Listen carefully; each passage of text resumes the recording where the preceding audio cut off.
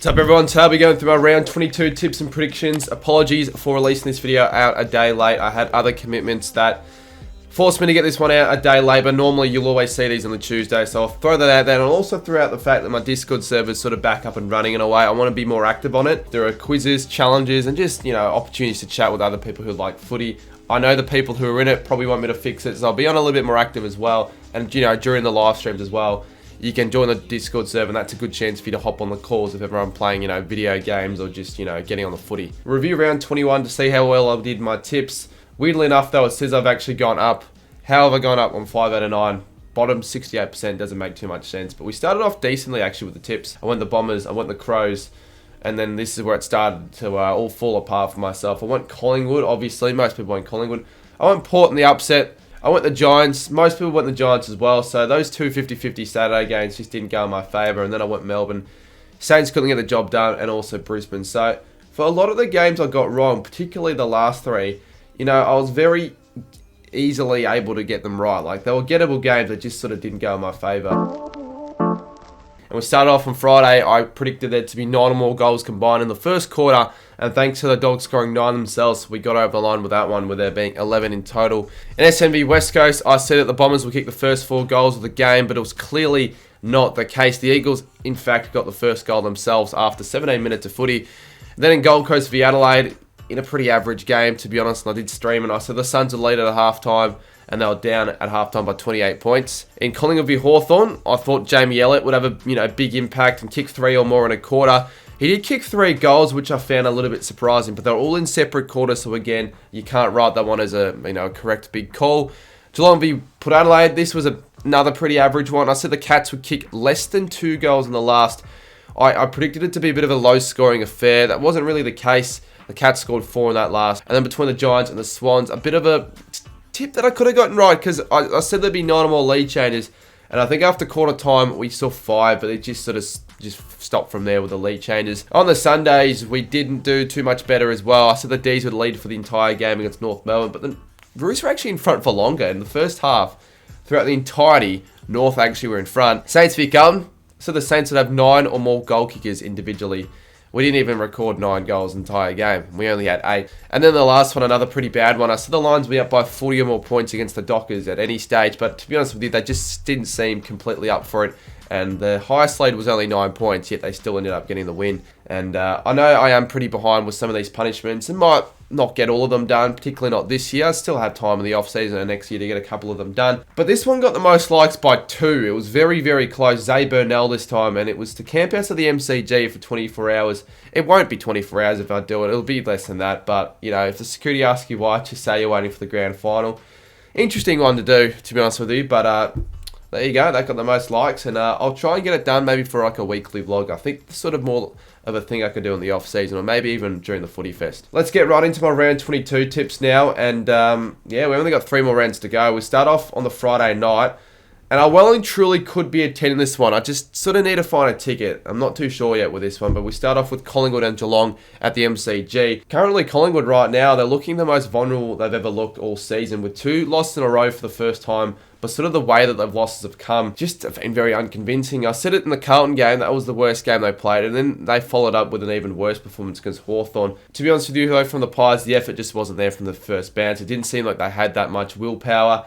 And, I just thought their intent wasn't strong enough. They didn't work hard enough around the ground. Hawthorn dominated in the first quarter. I know the Pies worked their way back into the game a little bit, but then Hawthorn ultimately just, got the upper edge after, the patches in the second and third quarter, and then they, finished the game and steamrolled the Pies. I find this one very fascinating to see how Collingwood are going to be able to work around not having Nick Dacos, because I don't think they really would be planning for that at all. Geelong, on the other hand, well, I can see them thinking this is a very winnable game. Right now, the Pies are as vulnerable as they've ever been. But yeah, obviously the Cats on the weekend recording an important win over the Power to just keep in that hunt for the 8. I think they win this game, the Cats, and I'd almost just about lock in finals for them, because I know their last 2 games they could still lose against St Kilda and the Dogs, but I'd be very more confident in the Cats if they can pull a victory over in this one. And I think the Cats, they can definitely get the job done. I know early in the season these 2 sides played off in an absolute classic, and we could get another similar game here. I definitely feel like we'll either get a low-scoring scrap or a high-scoring thriller. Regardless, it'll be close. I just don't think right now Collingwood are in enough form to just completely dominate. I think the Cats will be on here. To start things off and start off proceedings for the tips, I'm going an upset. Straight off the bat, we're going the Cats by 8, and my big call, the Pies go goalless in any quarter. Now for the Saturday games, we start off between North Melbourne and Essendon. Now I'll be at this game most likely to film a video where I compare a really good ticket via a really crap ticket. This will be the really crap ticket. And whilst the game might be crap, and obviously the seats if I'm there will be crap, there's also a chance that it might not be, because I was there for North v Essendon early in the year and we saw an absolute thriller. And right now, whilst North Melbourne's form hasn't really gotten too much better, Essendon's form has certainly dipped. And you could arguably say they've lost 4 games in a row. That game against West Coast, I wouldn't say would feel much like a win for them. I just didn't think they played convincing enough at all. And they allowed West Coast to do almost as they please in patches, particularly after they got out to that 30-point lead. Because when they got out to that 30-plus point lead, I thought, okay, they should hold it out from here and maybe run over the top of West Coast, who aren't normally a very good fast-finishing side. But that wasn't the case at all. They were just lucky to hold on. You know, without Langford, they probably wouldn't have won that. He kicked 5, and Bombers fans, including Sammy, celebrated that win like it was a final, kind of embarrassing in a way. Now, whilst, you know, North against Melbourne, they got completely overran after the first quarter, really. I'd still say they'd take a 32-point loss or whatever it was at the end of the day, because they started off hot. Melbourne are just too good of a side to just, you know, ride off in that one, and they certainly came back with a wet sail. So not really a tough one to tip, but it's sort of like a similar situation with St Kilda out, where we're just only barely scraping against the crap sides with wins. I can't really see Essendon winning this one comfortably. I thought their best chance was against West Coast to get a good percentage booster, but right now, well, that's what Brad Scott said. He wasn't talking anything about percentage boosters. So from the words of Brad Scott, this tells me it won't be a big win for Essendon, and they'll just get over the line in very unconvincing fashion, and maybe an okay game by 20 points on the big call. Nick Larkey kicks the most goals on the ground. The SCG, 2:10 PM, we've got the Swans and the Suns. The Suns, after last week, are now mathematically out of the challenge for the 8. And let's be real, I didn't really think they were much of a chance all year, to be honest with you. While Sydney, well, their chances are more than alive. I think right now they're probably in a very prime position to maybe make finals with a couple of important games to come. This one's probably their most winnable, I'd almost say, and I think they should look into, you know, securing 5 in a row. Last week against the Giants, it was all just about winning, and I thought they were really good with the way they went about it. I didn't honestly watch much of the game. From what I was told, though, their transition work was good. They just, again, were quite efficient over the Giants. I mean, the goal accuracy at one stage, they were 11 goals straight, and Sydney just managed to hold out the Giants, who normally seem to play pretty well against them in those sort of derby games. And obviously the Suns, well, they, you know, weren't able to get the job done, and the game was arguably over at quarter time. It was just a game where they just didn't seem like they wanted to fight hard enough as the game started, and they did get themselves back into the game through some Adelaide inaccuracy, but ultimately it wasn't enough, and it was a pretty crap game to stream. So in saying all this, it's at the SCG, and Gold Coast just have a knack for beating the Swans at the SCG. They've got a really good knack for it for some weird reason. It's always the 2-10-day Saturday games that they get the win in. So despite everything I've been saying, and Sydney realistically should win this game with the way they've been playing, I'm sensing an upset here that not too many people would go and pick. I doubt many people would be like brave enough to pick this, but it's a round of upsets for myself. I'm going to go for a few, and in this game I actually think the Suns can win, and I'm going to tip the Suns to win it by 15 points with my big call. They lead for 70% or more of the game. Next up at the Gabba, another chance of a possible upset. We've got Brisbane taking on Adelaide.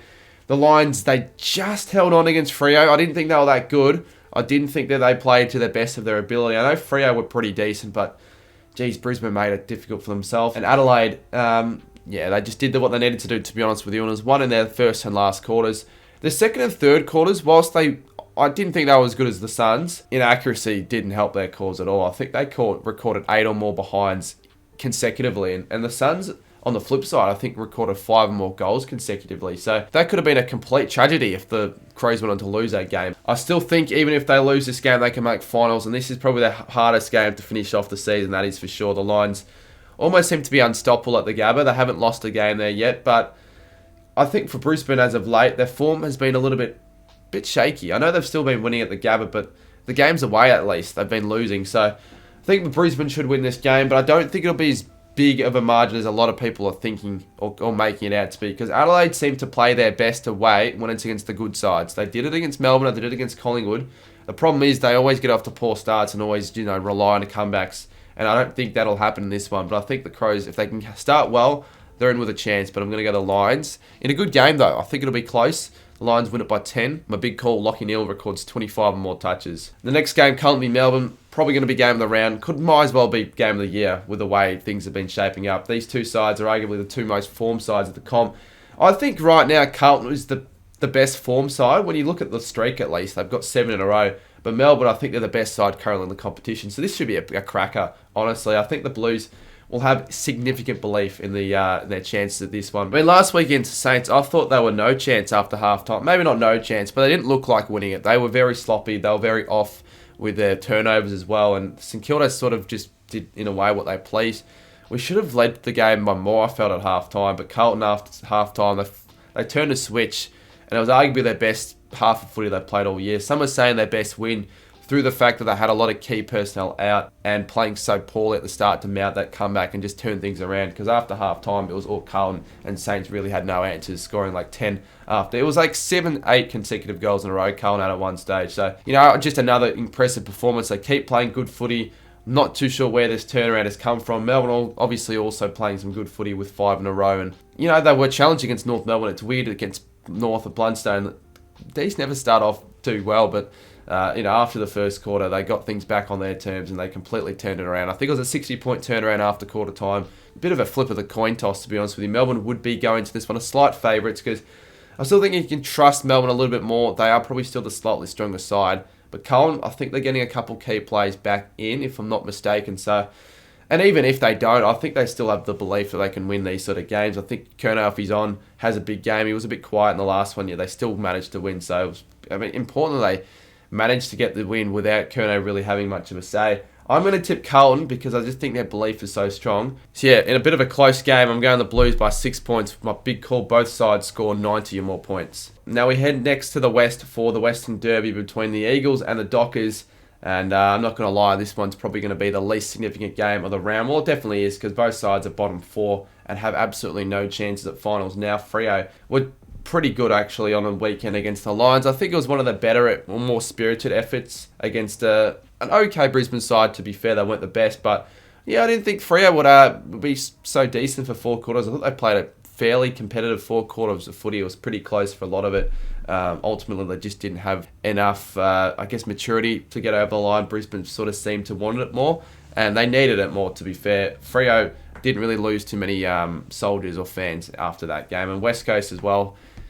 They could probably treat that game. They might as well treat it as a win. I mean, to be fair, they probably can treat it as a win because now they're still going to probably get the number 1 pick. Honestly, they played with more spirit and intent, and given Essendon had a home ground advantage as well, the fact that they were able to still be in the game till the final minute, honestly, it was pretty good from West Coast. So they're not losing any worries. I think in the last 3 or 4 games, the Eagles have been in some good form, and particularly at Optus, they're always in the hunt. The last 3 games at Optus have all been good.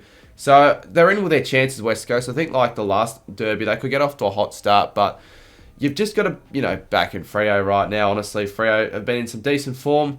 They're the better side, but I think West Coast will mount a bit of a fight. But it'll be I'd say 29-point margin. It won't be a good game. I won't be tuning into this one, but Freo by 29. And for this game, a big call will be that the Eagles lead at quarter time. We'll head now to the Sunday game, starting off in Tassie between Hawthorn and the Western Bulldogs. And we arguably saw the upset of the season on the weekend between the Hawks and the Pies. Jesus Christ. Who expected that? For starters, if you'd have told me that the Hawks would have knocked off the Pies, that would have been hard enough to believe. But the way they did it, the fact that they didn't just beat them, they kind of smashed them. They smashed them in a lot of areas. I mean, the midfield right now, Collingwood is a little bit of a concern, I almost feel, because in the clearances, especially in that first quarter, they were smashed. They just couldn't stop them, the Pies. Hawthorn played with so much intent, so much spirit, and they've got such a bright future to look forward to, the Hawks at the moment, because all these players they've got are just youngsters that are just playing out of their skin. Will Day had a good game. I mean, James Sicily, another standout performance with 37 touches. I'm not too sure what Sicily puts in his cereal, but whenever Hawthorn win games, he seems to have an absolutely massive say. And Finn McGuinness, of course, as well, tagging Nick Dacos to only record 5 touches, to have by far his least significant game all year. I mean, look, to be real, not many sides are capable of beating any side on any given day, but at the moment, I feel like Hawthorn are almost one of those few sides that can.